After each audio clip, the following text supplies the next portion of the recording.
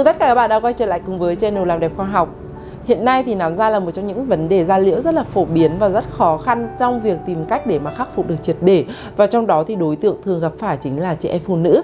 Và có thể nói rằng nám da là nỗi lo của rất nhiều các chị em phụ nữ. Tuy nhiên thì vì nôn nóng làm đẹp cho nên là nhiều chị em chúng ta đã điều trị nám theo truyền miệng và dẫn đến là tiền mất tật mang.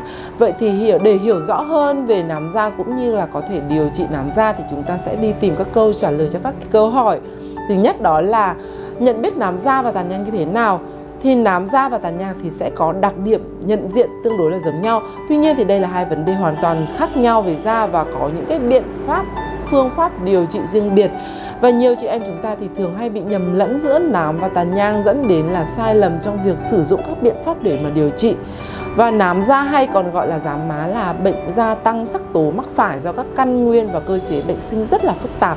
Và tổn thương đó chính là các sát nâu hoặc là đen đối xứng và thường xuất hiện là ở mặt này, nhất là hai gò má, cằm và trán. Và đây là một trong những cái rối loạn sắc tố phổ biến nhất và thường gặp ở những người có làn da sẫm màu.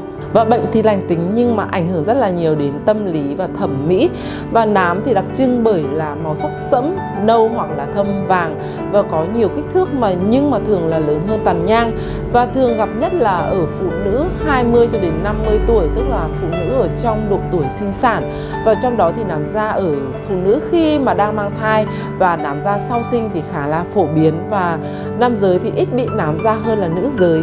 Và bệnh này thì cũng liên quan đến địa lý, chủng tộc và màu da.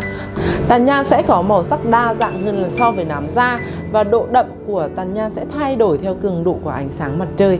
Vậy cho nên là mùa hè thì tàn nhang thường đậm hơn mùa đông, và kích thước của tàn nhang thì thường nhỏ hơn so với nám da, và các đốm có thể nhỏ như là đầu tăm cho đến là hạt vừng. Và câu hỏi tiếp theo đó là mà câu hỏi này cũng rất là nhiều người thắc mắc, đó là nhiều người sau khi mà điều trị xong thì thấy nám da đã giảm đi nhưng mà sau đó thì lại thấy nám trở lại. Và vậy thì liệu có thể loại bỏ được hoàn toàn nám da vĩnh viễn hay không? Nám da sẽ chia thành hai loại, đó là nám da nội tiết và nám da thông thường.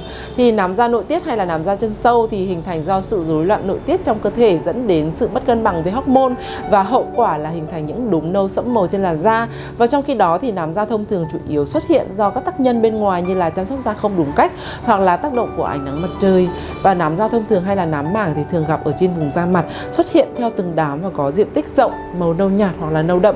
Và nám mảng thì xuất hiện nhiều ở gò má và có thể lan rộng lên cả mặt và ngày càng sậm màu hơn. Và đây là loại nám phổ biến hơn, chỉ tồn tại ở lớp da ngoài cùng nên được coi là rất là nhẹ, tình trạng nhẹ và dễ dàng điều trị.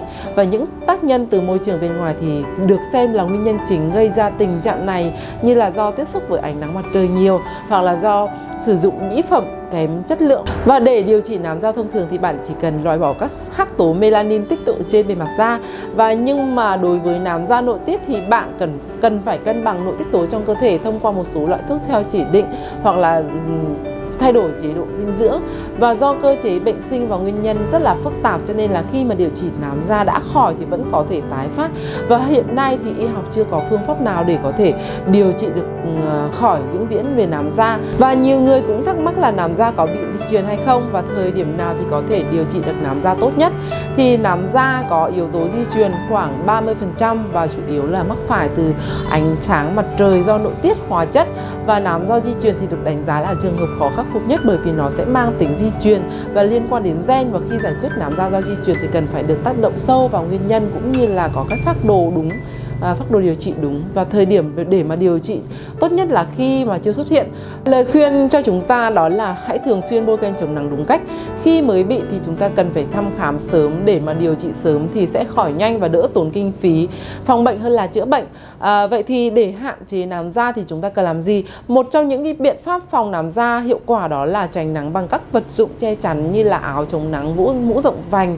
Và chúng ta nên hạn chế ra nắng từ khoảng thời gian từ 11 cho đến 14 giờ thời gian này thì có cường độ ánh sáng rất là cao trong ngày. Và khi ra đường thì chúng ta nên bôi kem chống nắng hàng ngày và nên bôi quanh năm. Và điều này thật sự rất là quan trọng trong phòng chống nám quay trở lại, vì một số tia UV của mặt trời thì có thể tiếp xúc với da khi trời không nắng, và thậm chí chúng cũng có thể xuyên qua mây và kính cửa xe. Và vừa rồi thì Làm Đẹp vừa chia sẻ cùng các bạn các vấn đề xoay quanh việc phòng và điều trị nám da. Và nếu như thấy video này hữu ích thì hãy tặng mình một like nha. Và đừng quên subscribe kênh để có thể đón xem những video mới về kiến thức làm đẹp hàng ngày. Cảm ơn và hẹn gặp lại.